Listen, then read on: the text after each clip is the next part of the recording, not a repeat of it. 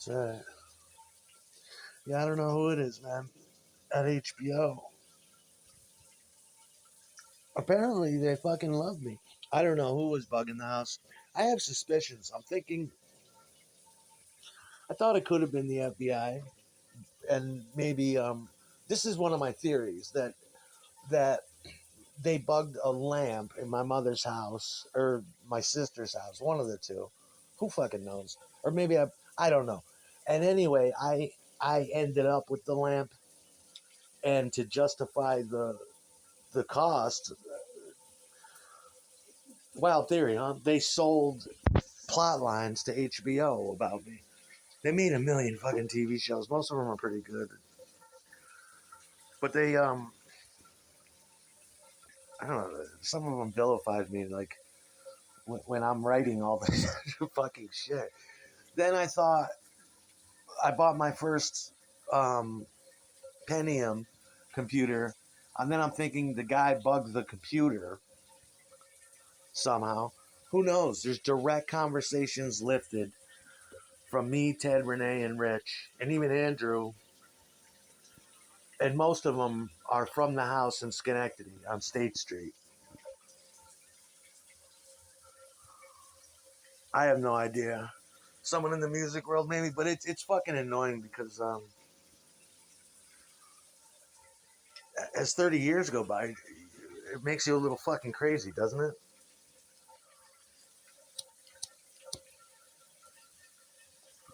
The good thing is I proved that I could sustain multiple sitcoms for fucking and good ones for a long fucking time. I don't know. I try not to dwell on it. Then I think it was the neighbors Scott and Jen because they were from out of town and they were like heroin addicts. But besides that, when you're in Schenectady, you don't move to Schenectady when you're from out of town. Why would you move here? It's not a place you move to. It's a place you move to when you can't afford to live in Rotterdam. But he was coming from somewhere out west, like Oswego or Syracuse or something like that. That's the only thing I can think of. And I mean, the technology at the time, you had to be rich to have a cell phone. We're talking 2000, between 1999 and 2004 or 5. You had to be rich to have a cell phone. How the fuck? Then I'm thinking, I have no idea. I have no idea. And there's all the people that used to hang out in Schenectady are in it. Reva, Rich Pilzik, Tim, Ted, me, Renee. I have no idea. But I deserve some money finally. I want to put out my own records from now on. Just put out my vanity records and sell them to wholesalers and make sure they don't end up in a warehouse. Just get rid of them. Want to make vinyl, sit around and do hard drugs, fuck my girlfriend, and listen to my latest record, and just live in bed the rest of my life. Because I'm tired. My brain is tired. My soul is tired from fucking 30 years of this shit. Least they can do is throw you a couple bucks, you know? That's what I'm thinking. You don't even know. That's you got to be careful with people. Some people aren't built like me. There are delicate souls out there that would jump off a fucking building. But I'm like that character Charlotte in 6 Feet Under.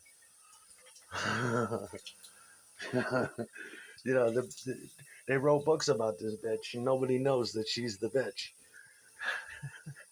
All the little teenage girls read her book and shit, and they're like, "Oh my god," they loved it, and they're like, "You're Charlotte," and she's like, you know, not very proud about it, but doesn't really care either way. And she's like, "Yeah, that's me."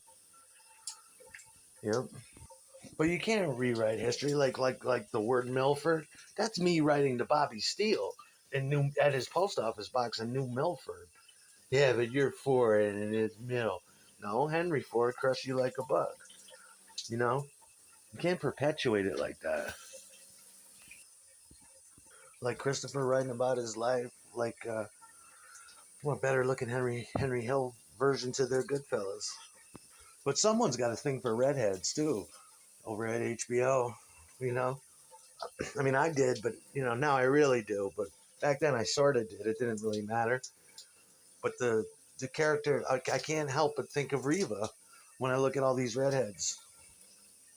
And somebody knew about Summer back then. I don't know, but I remember conversations me and Summer used to have in the in my bedroom, and she would often quote 6 Feet Under too, and and which was Renee's show really.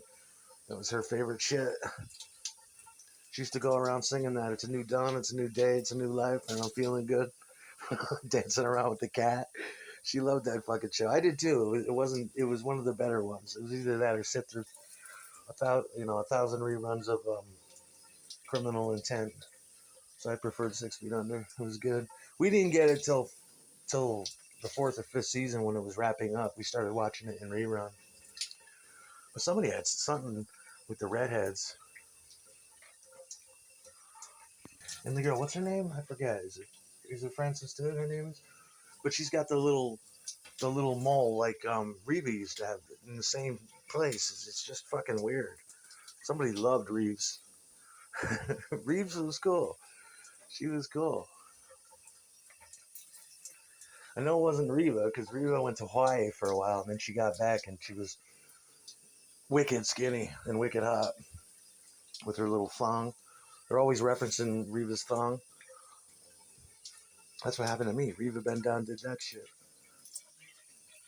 She put her tongue out and shit. She's a bad girl.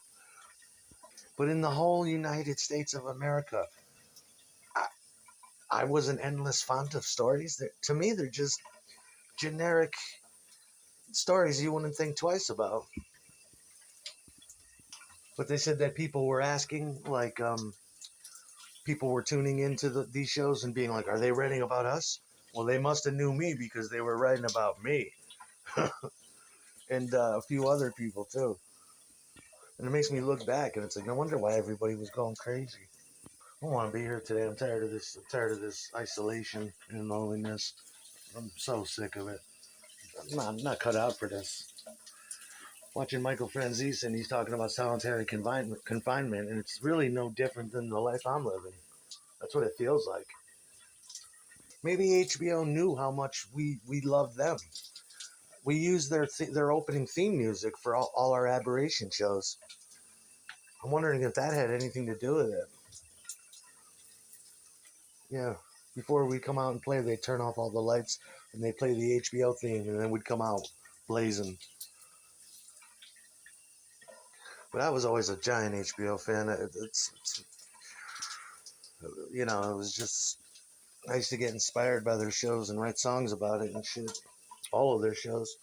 I think of the Iceman. I think of me and little Alex. Alex is like 12 or 13 years old at this point, and I'm showing him the Iceman on my TV upstairs at Van Branken, and how fascinated we were with that. All those shows. We used to go around quoting it. I used to go around quoting "Banging in Little Rock." I just feel like the hardest nigga alive. I feel like I can't be. I just feel like I can't be faded. Like I wonder. Then it's my theory that some of the people defected over to Showtime. I don't know.